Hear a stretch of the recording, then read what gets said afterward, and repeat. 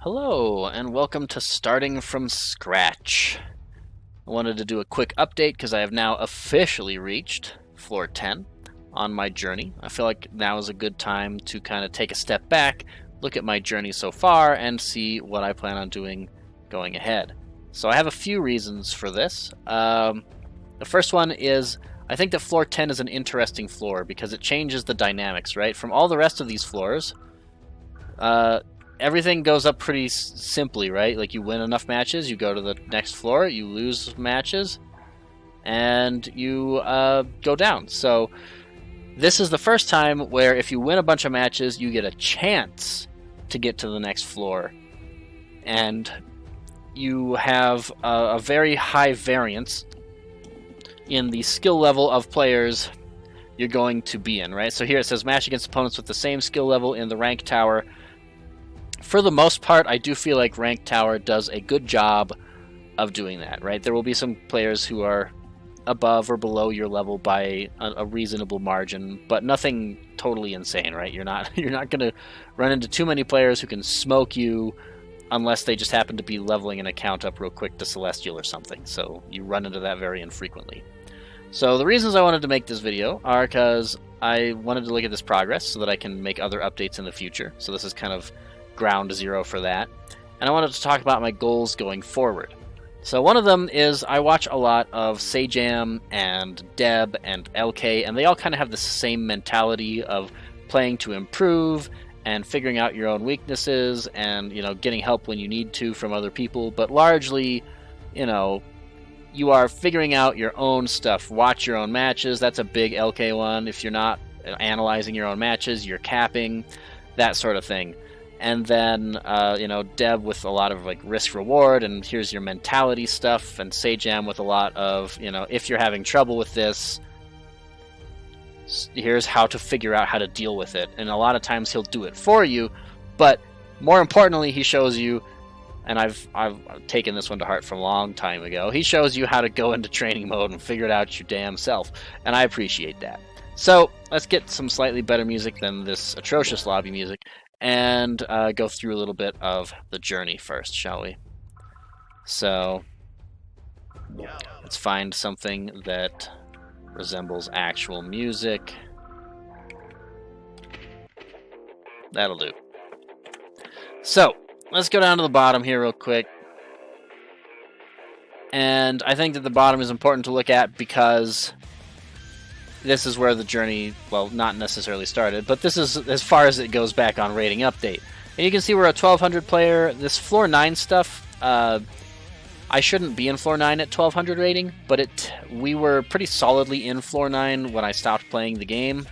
And when I came back, it keeps your floor number, and Guilty Gear is a little slower about putting you on the place where you're supposed to be than rating update is. So rating update was pretty confident where I was, and eventually so was the Guilty Gear game, but it took it a little bit of time, right? So we're bouncing back and forth for a little while. So what you can see here is some pretty slow progress. So on the 23rd, we're 1200, and the 25th, going to 1220, 26th, 28th, 1240, 1250, 30th, 1260. Going into July, we're at 1260, 1270. Moving into the beginning of July, we're going to 1280 on 4.4, 1300 on 7.7, and we're kind of sticking around that 1300 now. So we're just slowly improving as we play more, which is exactly what you want to do.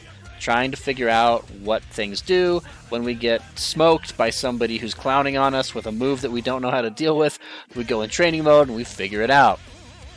When we play a matchup that we don't know what happened and why we lost, we watch the matchup. When we're getting smoked on the decisions we're making, we're looking back and we're saying, hey, what could I have done better? And so when you take all those things and you put them together, you start to improve a little bit. And you can see that. So eventually we get to 1300, which is about where you can start to see it goes floor 8, 9, 8, 9, a little bit of 8, 9 again, right? So we're kind of bouncing back and forth. And then you can see here, I took a break. Whole week off. Didn't play any tower.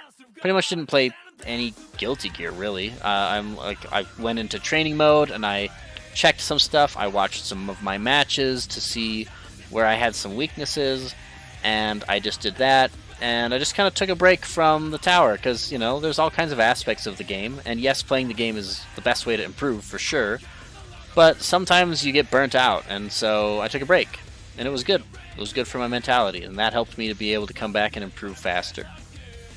And I was, you know, watching videos. I was trying to improve in training mode. I was watching my own matches and looking at things that I could do better.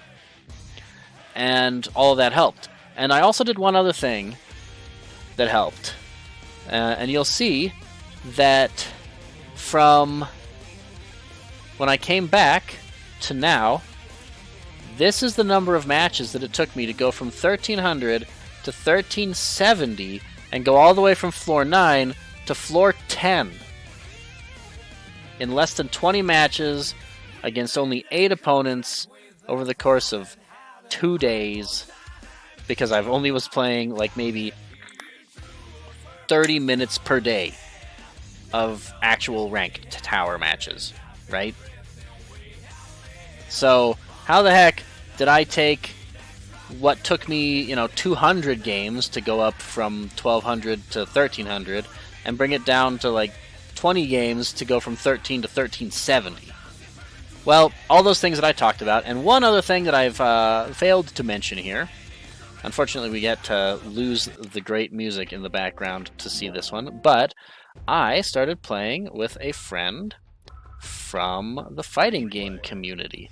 So it's been a while, but I was at one point in time a part of the FGC here in my state, and I was playing against one of my best friends, and we were playing some long sets. So he plays Ram and Potemkin. And so here's our long set with Ram. You can see we do another one here, long set with Potemkin. And that helped immensely, because you see, unlike all these players, like even the best player who I've played at 15-24 and beaten, Saijo is a lot better than me. So you can see here that his Potemkin is better than the best player I've ever beaten in Tower. I mean, partially due to the fact that the game doesn't throw too many players who are better than this at me right now. But his Ram is a substantial step above that. Right? His Ram is quite good. He's above average as a player with Potemkin, but he's well above average with Ram. So when I say, hey, I think I backdash too much, and he's playing Ram, and then he's like, oh, I can help you stop that. Let me tell you, the School of Hard Knocks beats that out of you so fast.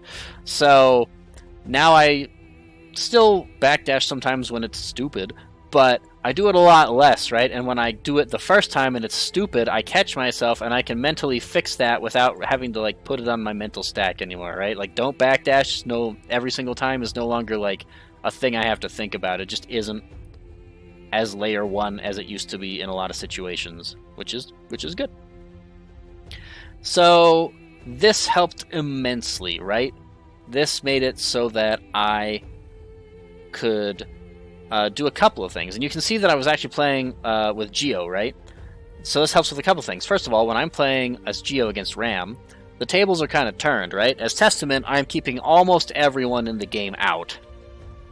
But as Geo, I am trying to get in on Ram and her ridiculously huge buttons. So I get to see how a player who is much better than me deals with that aggression, right? Plays neutral, holds their space, keeps me out, takes advantage of the ways that I'm trying to approach, and I can apply that to my own game. I can, point out errors, or they can point out errors. Sometimes, like Saijo is not necessarily the greatest at recognizing how he's destroying you. He just kind of like picks up on stuff inherently. He's one of those people where you like ask him, what did I do wrong? He's like, oh, I don't know, But it doesn't stop you from being able to figure it out yourself, right? And so when you backdash for the 15th time and he runs up and throws you or catches you with Far Slash and then throws a sword because you're airborne and now he gets a full combo, it doesn't take too many of those to be like, he's got a read on me. I should fix this. So it helped a great deal. And basically, I think that this is probably the major thing. So even though I lost a lot of these, I did win some of them, right? I did learn, and that being forced to learn in that way for so many rounds against the same person really is a powerful experience, and I highly suggest it, right? This is kind of why you should go and play players in your FGC, and that's another one of the things I plan to do. So I would like to do that soon in the future, and so I need to make some goals for myself.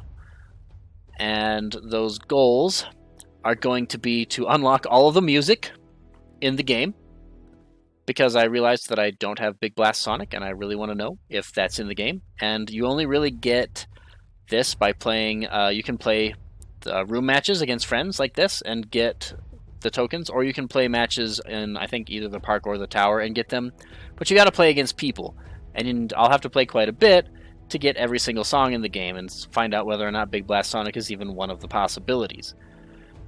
And the next is I want to go to one of the tournaments, you know, and my goal when I go to the tournament is going to be to say hi to and hang out with a bunch of friends that I haven't gotten to see since basically the beginning of the pandemic, back when Grand Blue came out, and I was going to pick that up.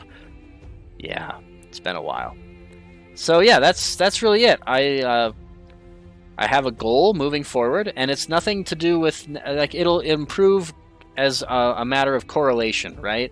My goal isn't to win tournament. My goal is to just go to the tournament again, you know, check out, you know, go back to the venue, see what's what, you know, enter into Guilty Gear, play some, and hang out with friends, because chances are I'm going like 0-2, 1-2, and then I will get to just hang out with people, and that'll be great by itself, right? That'll be its own form of motivation.